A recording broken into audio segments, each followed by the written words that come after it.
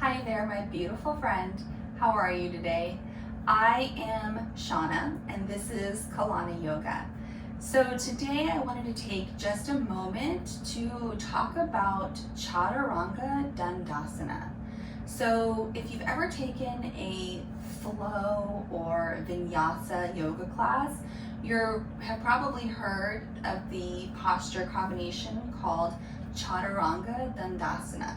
It's a lot like a push-up, and I wanted to break down that posture for you and give you some options because honestly, it's tough.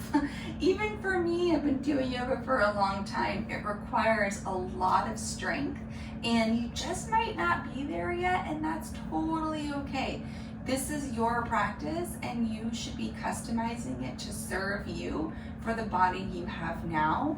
And yeah, hopefully we'll get there, but that's totally fine if you're not there.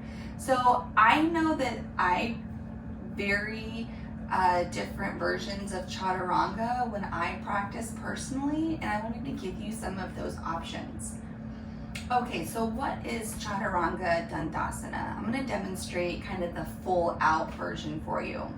You start in a high plank pose. So you root down with all 10 fingers, nice and wide, grip the mat, stack your shoulders over your wrists, lower your hips down so they're in line between your shoulders and your heels. High plank is a tough posture to hold. Extend your heels back, engage through your core and your thighs.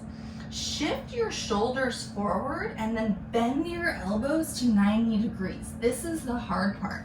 You'll notice when you bend your elbows to 90 degrees, your elbows are still stacked over your wrists and your shoulders are forward. So it's a really strong position for your biceps and your triceps. But this is tough. If you're not there yet, always have the option to put your knees down.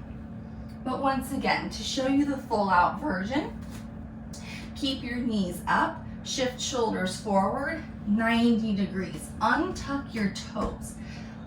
Use your palms and your fingertips to straighten your arms. Now you'll notice my knees are down because this is a hard one to hold. Broaden through the collarbone.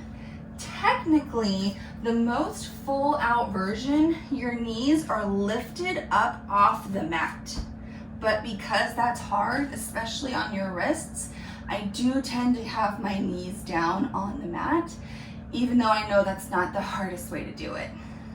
So once again, broaden through the collarbone. Keep your knees lifted off the mat. Use your core, lift your hips, downward facing dog. Tuck your toes, lift your hips, create that beautiful pyramid with your body. Reach your torso back towards your thighs and melt your heels down toward the mat. Gaze forward and come back down. So once again, the full out version is very difficult, and I don't expect you to do it. I don't even do it with all of my classes, even though I'm saying Chaturanga Dandasana. So here's a couple things to keep in mind when we say Chaturanga Dandasana. As I just showed you, you can always just put your knees down.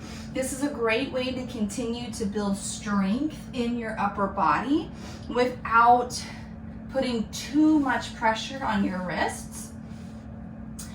Another option though is if you are just feeling a little weak, but you still want to keep pushing through and you don't want to skip it altogether, just put your knees down to a tabletop position. And when we say upward facing dog, just do cow pose.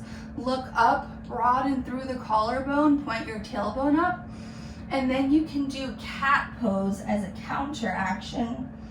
Tuck the chin, round the spine, press down through the tops of your feet. Then you can always just join us again when we get to downward facing dog. So always remember, you have options. Put your knees down or skip it and just do cat and cow.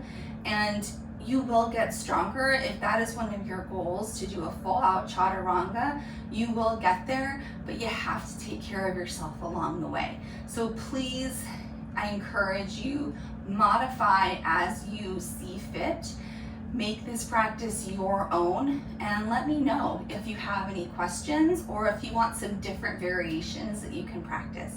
Thank you so much for joining me today. I really look forward to having you in our next weekly flow. Have a great rest of your day. Namaste.